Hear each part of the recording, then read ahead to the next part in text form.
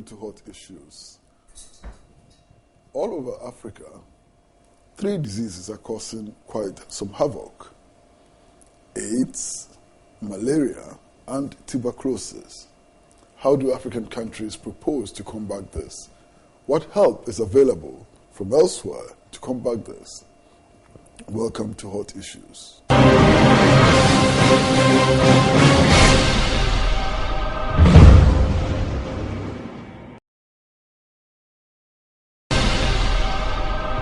Hello and welcome to Hot Issues. And as I indicated earlier, we are looking at 3 diseases and their devastating impact in Africa.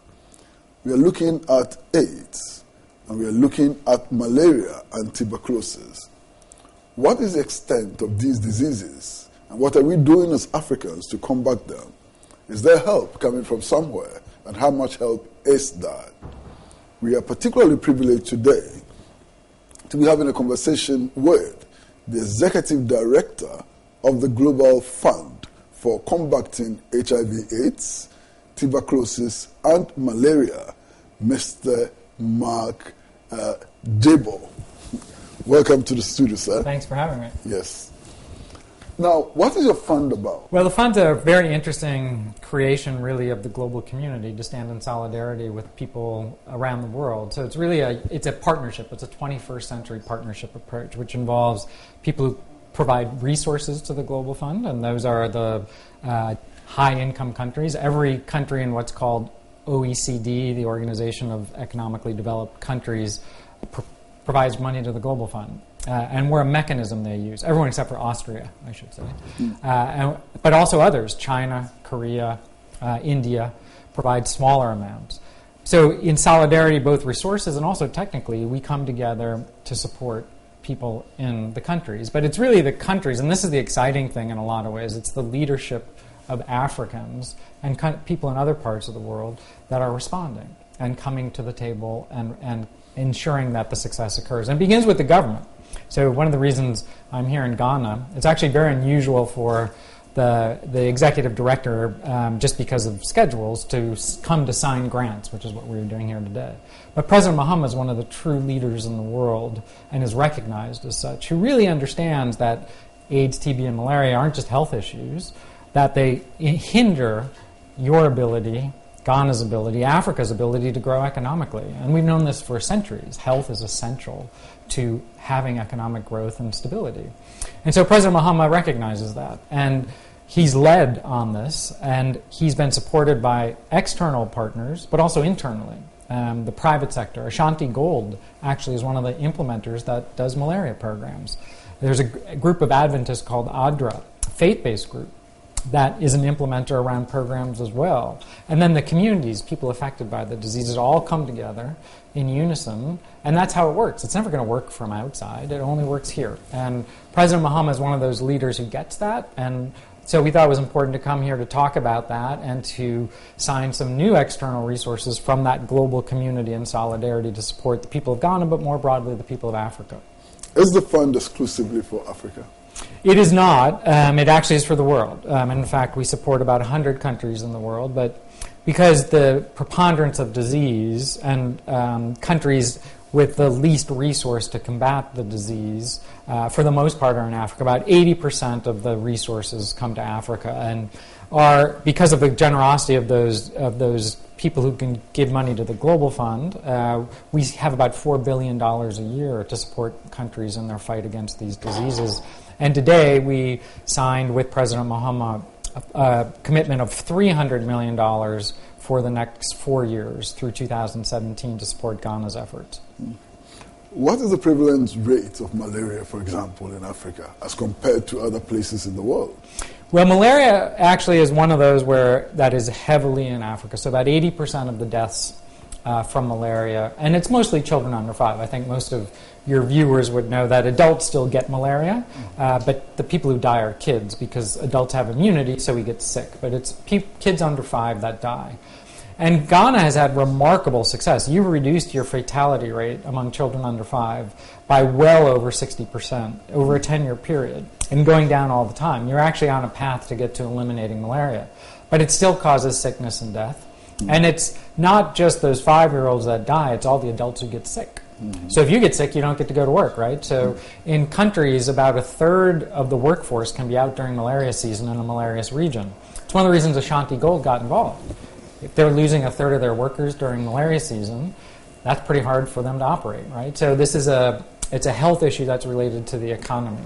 So about 80% of malaria is in Ghana. President Mahama said today in Africa. President Mahama said today, and I didn't know this, that the biggest draw on your national insurance scheme is malaria. So if you got malaria controlled, you'd have a much more productive national health insurance program that could provide resources to other things. So it's an impact that's very broad. And other countries are far worse off than Ghana. Ghana really has had tremendous success, and you are on that path to elimination. You're one of the countries in Africa on that path to elimination. But it's going to take work, and then you got to stick with it. But it's very exciting, the opportunity and the progress. And that's why we're here, to celebrate that progress, but also to affirm that the global community is here in solidarity until you get to elimination. What about the other two diseases, tuberculosis and HIV/AIDS? Yeah.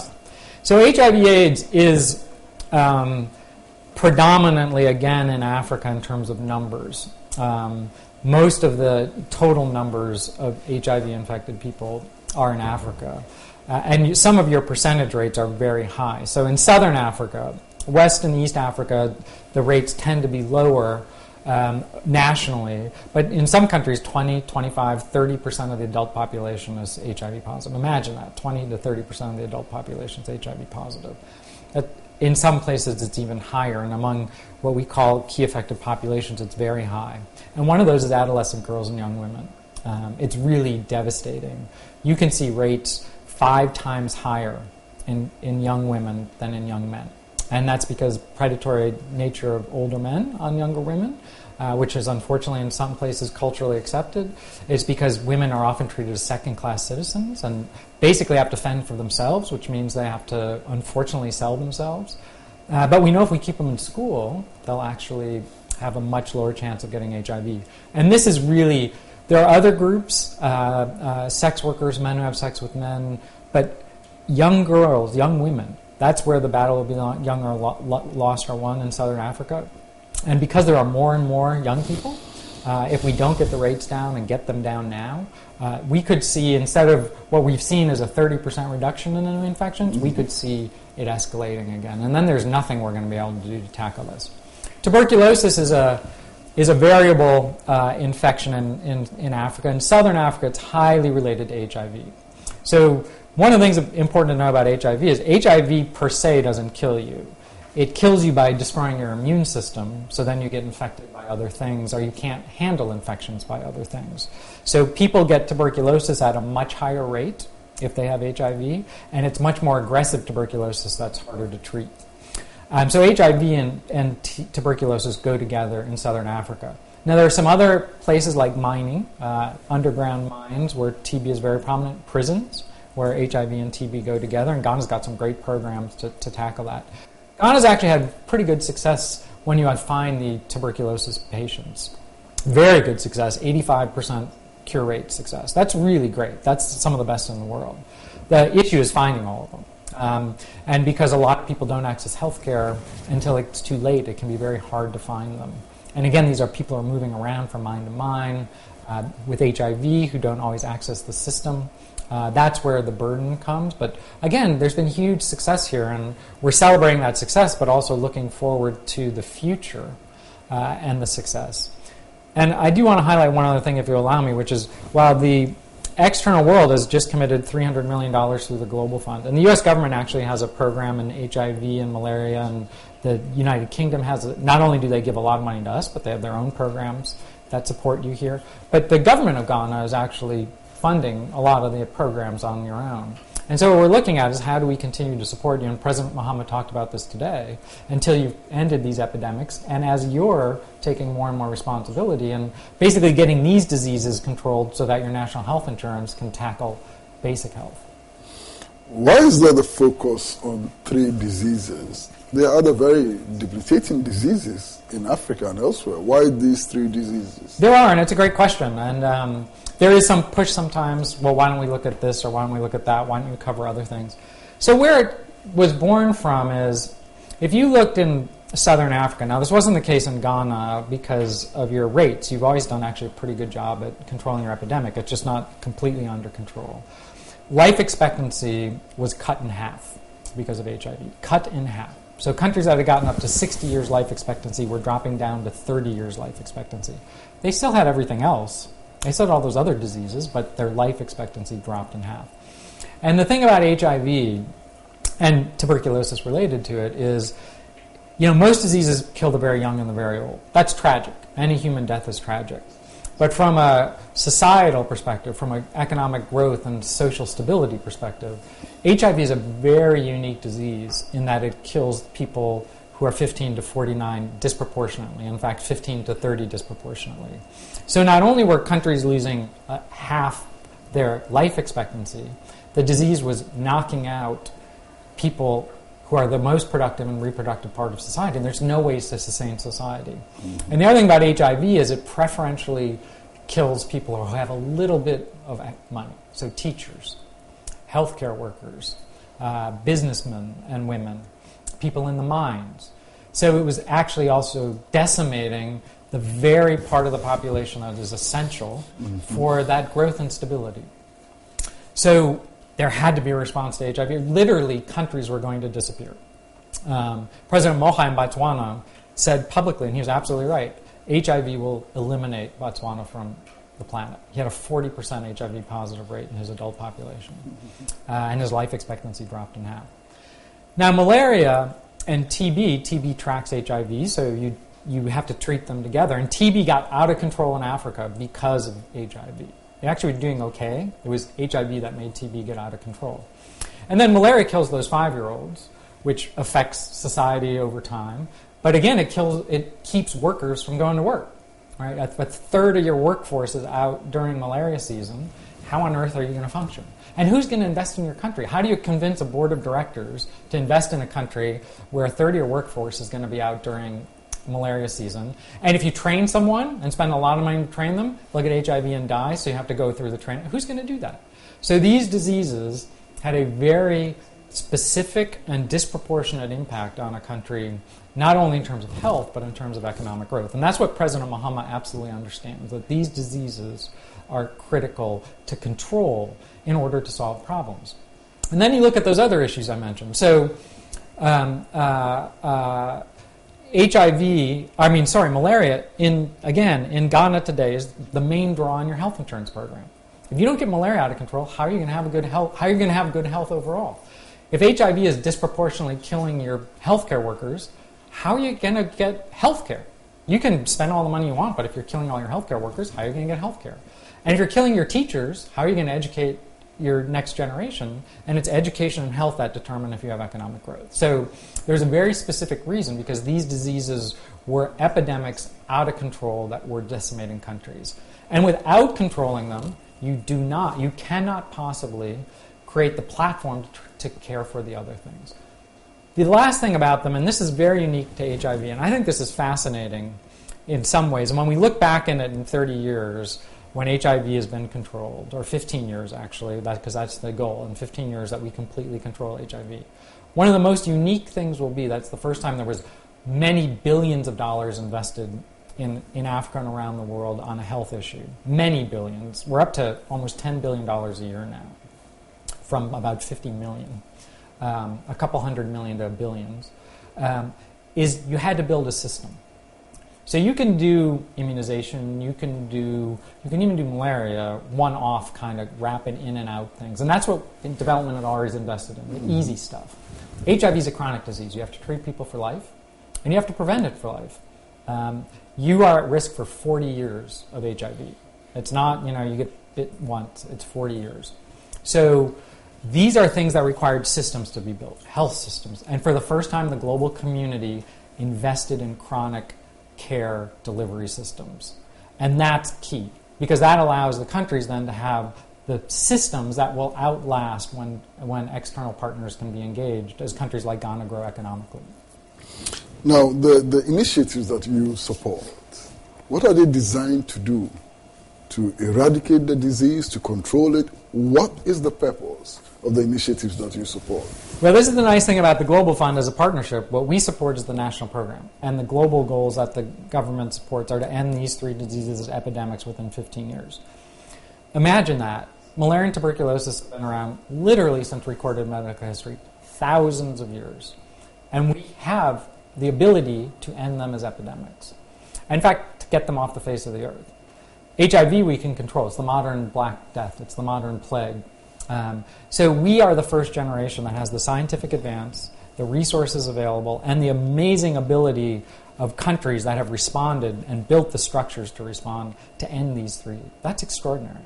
And if we do that, countries will grow, be stable, and have a future. And so it's extraordinary what the opportunity is. But our goals are your goals. Our goals are to support you to achieve those goals. Don't you contribute in any way in shaping those goals? We do, to the extent that this global solidarity is not just about money. It's about supporting how to develop programs that have the biggest impact. And, again, you have a president that is leading how do we achieve this goal. You have a Ministry of Health with a new minister and deputy minister that are leading that effort. But all the partners come together to work with them. But it's not the old paternalistic approach of you have to do it this way, I'm going to start this clinic and run it, and you don't have any say in it. It's more, what are your national goals? Because in the end, your people, your taxpayers are going to be financing all that. Because over time, the external support won't be there. So we have to. That's a big change. It's a huge change towards the paternalism of the past, the old kind of colonial approach to, look, this is your program. This is your country. These are your people. Where do you want to go? And when you have a leader like President Muhammad, you can do that. Well, hello and welcome back to Hot Issues. And we're in conversation with Dr. Mark Dybul, who is the Executive Director of the Global Fund, committed to the fight against tuberculosis, malaria, and HIV/AIDS. Now, some countries in the third world have achieved remarkable results. They've managed to eliminate malaria, for example. Are you encouraging countries that you support to look at those examples and see how to deal with their own cases? Absolutely, but nothing's transplantable. So some things work and some things don't, and in one setting and they don't work in another. But yes, of course, we all want to learn from each other. To be honest, we can learn good stuff from Africa. There's a wonderful program on HIV, for example, in Alabama. A great doctor spent some time in Zambia early on and supported some programs, and he realized, hey, what we're doing there, I could take back to Alabama. So he created a program called Zambia, Alabama. He's taking the lessons from Zambia and applying them in Alabama and the United States. So we can all learn from each other. And that's the different approach. The old one-directional stuff is, thank God, dead and gone. Because we all learn from each other. We all have experiences. Some of the innovation that I've seen in Ghana, what Ashanti Gold is doing, for example, what ADRA is doing with the full blessing of the ministry, some of the stuff the ministry has done to ensure that strategically you're dividing and focusing, that's brilliant stuff. I mean, some of the innovation that's occurring here. When we think of innovation, we think of technology, but a lot of the innovation is how do we get this product to this person in that last mile? How do we ensure they stay on their therapy? Some of the stuff being done in Ghana and around Africa is far better than it's being done anywhere else. So how do we all learn from each other? And that's the exciting part of the new approach. How do we all work together? How do we all learn from each other? So we share experiences together. And as long as we have that approach, we can tackle any problem. There's no problem we can't tackle. So it's very exciting because we're all learning from each other. Would you, for example, support a country to learn from Cuba? It's money to eradicate malaria. I'm not actually sure if Cuba's supporting Ghana, but they do a lot of work to support different countries in Africa. They tend to send physicians, and so it's less about how they ended malaria. Cuba, island states do pretty well. Mosquitoes, they can't fly as far across water. They can get on boats and planes, but islands do pretty well at ending malaria. That's different than how Ghana's going to control malaria because you have borders. In fact, if you didn't have border problems, if you didn't have malaria on your borders, you'd probably eliminate malaria pretty quickly. So you have to have a different approach in countries based on the environment. But Cuba's done some great work medically and have contributed a lot. We actually have programs, support programs in Cuba as well. But it's not just Cuba. There's great lessons from everyone all over. And really some of those countries with the border issues, Southeast Asia, for example, where they do have borders, there's great lessons being shared. But there's a lot of great stuff being learned in Africa about malaria that can be shared all over the world too. So again, it's that how do we all learn from each other? And we're not there yet. There's still too much, I know and you don't. But as long as we're open to each other and as long as we're willing to learn from each other, we'll get there. There's nothing we can't do. What determines the quantum of support you give to every country? For example, what went into deciding that Ghana deserves 300 million instead of 500 million or a billion? It's a good question. There are two basic factors. One is disease burden, so how much disease do you have? And two is how much resource do you have internally that could go to combat these diseases and create health? And therefore, what kind of external support do you need? And a third factor, which underlines both of those in terms of our continued support, is how well you're doing. Because if money's being committed but you're not seeing success, it's pretty hard to convince people to keep spending. So it's the combination of those factors. And Ghana's done rather well, and that's why there's this commitment of 300. If you take it in comparison, this 300 million is for a 4-year period. From 2004 to the present, it was about 550 million. So, in 4 years, 550 million, more than 10 years. So it's a large amount. Again, through the generosity of the people who give money to the Global Fund, but all the countries, but also because of the success that you can achieve. But Ghana is also increasing your own commitment, which is essential because of your own economic growth. But it's going to be essential that that money be used well and achieve results. Part of that 300, and I think this is incredibly exciting, is a $25 million kind of bonus. And that was given for the malaria program because you do have the chance to get to the end of malaria. To put that in context, very few countries get those bonus amounts. And most countries get 5 to 10 million. Ghana got 25 million for malaria. So it's a huge amount of that special fund to really say you've had great success, but you can get to elimination. One of the problems with HIV/AIDS has to do with the non-availability of cheap drugs or affordable drugs. Are you interested in that area as well? Oh, incredibly. And this is an area I think the Global Fund's done very good work as a partnership. And this partnership is pretty broad. It includes the U.S. government, includes the Clinton Access Foundation. The cost now of a year of antiretroviral therapy is about $100 a year. Not long ago, it was $15,000 a year. 10 years ago, it was $3,000, $4,000 for Ghana. It's $100 a year now. And not only is it cheaper, it's much better. So before you had to take 2, 3, 5 drugs a day, very toxic. Now you take 1 pill a day, or 2 depending, and the toxicity is very limited. So it's not just the cost, it's actually easier to take, and you have to stay on the drugs. You have to take them every day. So the easier they are to take, the more likely people are to take them every day. And that's really why the advances have occurred, that we've seen this great success. But we've built mechanisms now by pooling purchasing power. I mean, the way you drive down prices are generics, which have been hugely important, but also volume. It's the larger your orders, the lower your price. That's basic economics. We all know that, right? So what we are now doing collectively is pooling our purchasing power so that we can negotiate to bring the price down from both innovator companies and generics. And we used to just have those mechanisms for the Global Fund. So you would have to use our mechanism and you would have to use the resource from them. We're now building them so anyone can use them. Anyone can have access to them. We're going to build an online tool, which is pretty exciting, like a kayak or priceline.com, so that every country can just go online the way you would try to get a cheaper hotel. You'll be able to find the lowest cost product. So we're very much involved in building these new tools, not just for HIV, treatment for TB, especially second-line TB. There's a lot of drug-resistant TB. Even malaria products, you got to drive the price down, you got to keep it down, but you also have to maintain production. The other beautiful thing about these new tools we're building is it'll give access to domestic production. So if a Ghanaian country today wants to create antiretrovirals, they have to figure out a way to get to every country to get into that market. by building these tools, they'll have an automatic entry point. And that means someone's smart to invest in them because they'll be able to drive the price down. So we're working together as a partnership to build these tools, including something called Unitaid, which France and some other countries built to drive innovation that we partner with. But through this, the globalization, the partnership that's now possible, opens up all of this.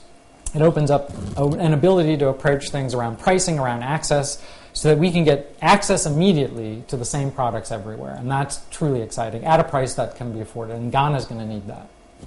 Beyond the availability of drugs, cheaply and so on, what are some of the things that your resources go into directly? So let's think about a person in a remote area, that last mile we always talk about. If you have cheap drugs, and even if you have a good shipment mechanism and you get it to that port, let's just think about how do you get it all the way into that village? How do you get that supply chain through? And then who's going to be there to take care of the person? And chances are it's not going to be a doctor.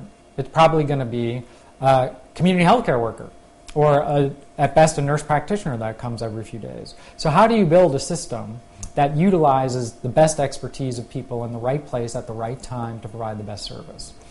And those are the challenges that Ghana is really working on, and in many ways leading the global approach, and how we're going to answer these problems. And the other big issue is when you succeed, which you've done in HIV, TB, and malaria, you start having pockets of infection, either in very high-risk groups or in geographies. How do you then focus your resources there and get the right stuff there? Because otherwise you're effectively wasting money by spending it everywhere.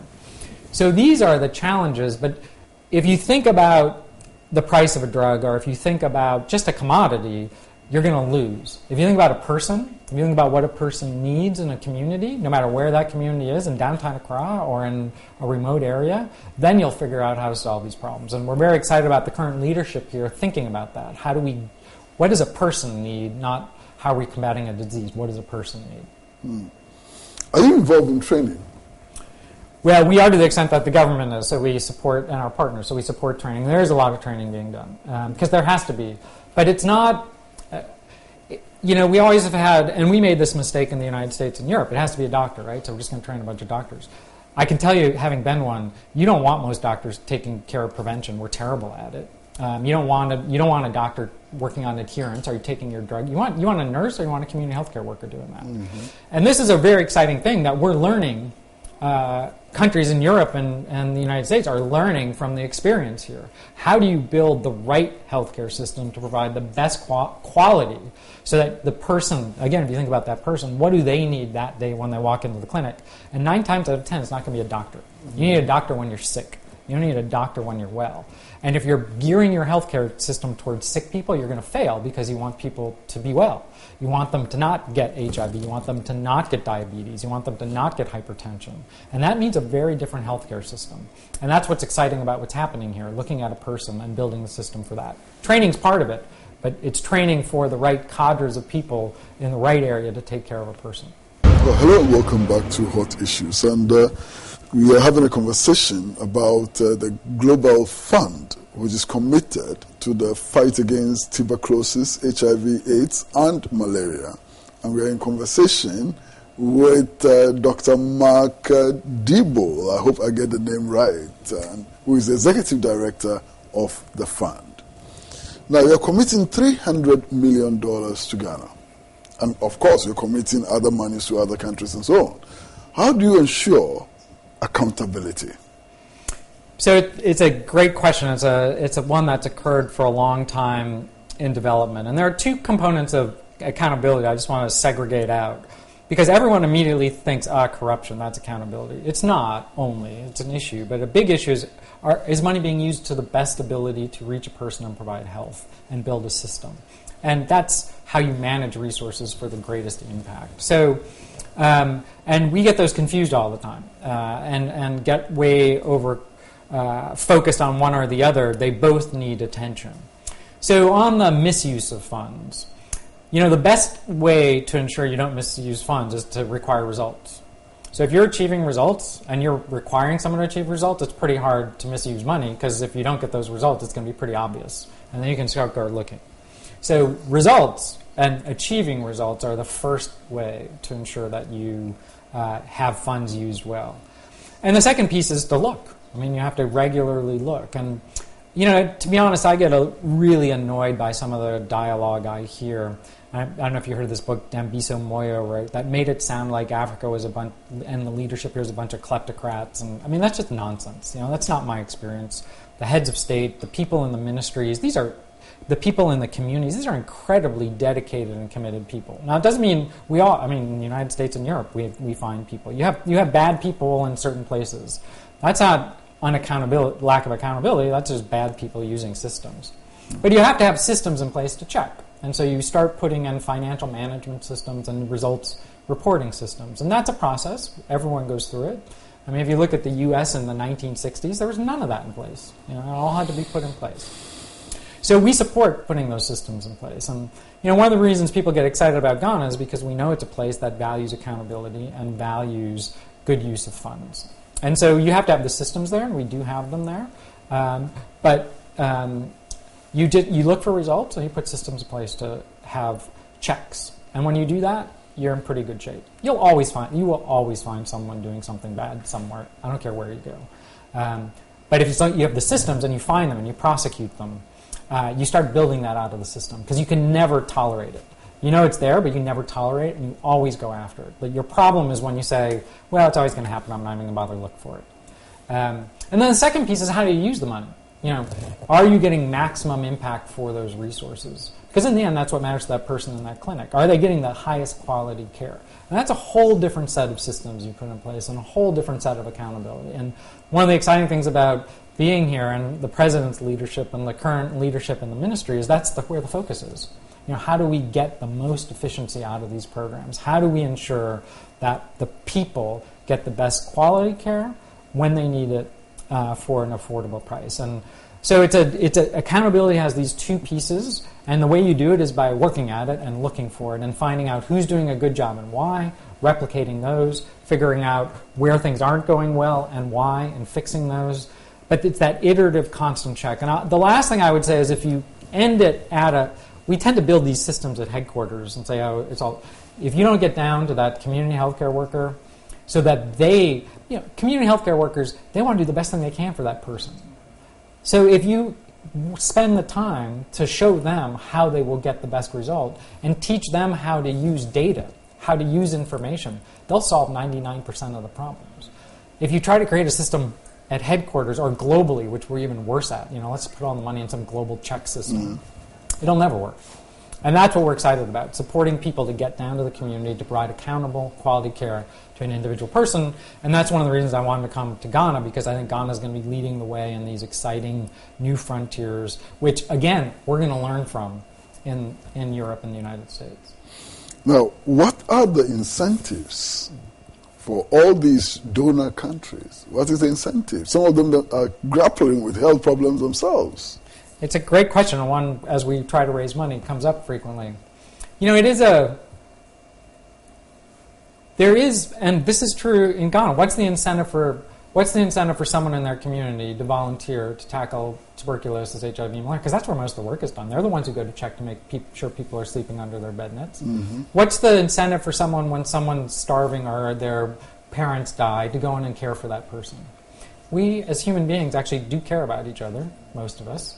And that's a global issue now. And that's an exciting thing about where we are. It's actually a global solidarity. And that's really what the Partnership, the Global Fund is. There is an inherent desire to be better people towards each other. We just have to find a vehicle and a mechanism for that. So that's where it starts from. And then there are incentives beneath that. For example, if you have a vibrant, economically growing Africa, that's pretty good for creating jobs somewhere else. You talk to the CEO of any company, they need a healthy, educated population here so that they have employees if they want to invest here, and that they have people who are going to buy their products. Mm-hmm. And that's why companies get involved. That's a virtuous cycle. There's nothing wrong with that. Mm-hmm. But I have to say, it really begins from a global solidarity. There's a responsibility here, and people who have money have a responsibility to work with those who don't, and people who have knowledge here and elsewhere have a responsibility to share that knowledge. And it really is everyone. It's not just the donors to our organization. It's everyone. It's everyone in Ghana. And it's really shifted in the last 10 years from that horrible paternalistic, we'll come and help these poor people, which is horrible, horrible, horrible, to we're the same sisters and brothers. We're all in this together. And what affects one affects another, and we need to be better at taking care of each other. You appear to have been very impressed by President John Dramani Mahama. Is it just what he says, or is it a combination of what he says and what he does? What is it about President Mahama is so very impressive? I've been doing this for a long time, and I've gotten used to people who talk a good game but don't do much. You can tell those people pretty quickly. It might last 6 months, but you can tell pretty quickly. And President Mahama's been a huge supporter of the Global Fund, so caveat there. And he said today he'll be a champion for our next replenishment. And he's very influential with global leaders. So one of the reasons we want him to be one of our champions is when he meets with another head of state from Japan or the United States or France or somewhere else in Europe, the Nordic countries, and he talks about how their investments are making a difference in Ghana, that registers because they respect him. So there are some leaders that we are very close with because they get it and talk about it, and in particular the link of health to development, but then they do something about it. So it's the results. And I had a great meeting with him today where he's very focused and was really focused on the issues. And then in the in the actual signing of the grant, he talked about those issues again. Very few people actually listen and register things. He actually listened and registered. So he's a great leader to work with. I do very few of these grant signings, but I wanted to be here. And the proof is in what's happened. And it was his predecessor. One of the great things about Ghana is you have a great democratic tradition. You actually have elections and turn over power and the next leader and the next leader. And President Mahama is building on what was done before, but he's building in a very exciting way and really gets that link. We tend to focus on individual challenges. Is the supply chain broken? The biggest challenge in anything is vision. Do you have a vision for where you need to go, and do you have a vision of why?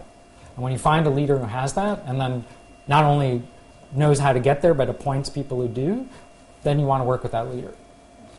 Well, thank you very much, sir. Thank you for coming along. Thank you. It's been a pleasure talking to you. Well, this has been Hot Issue.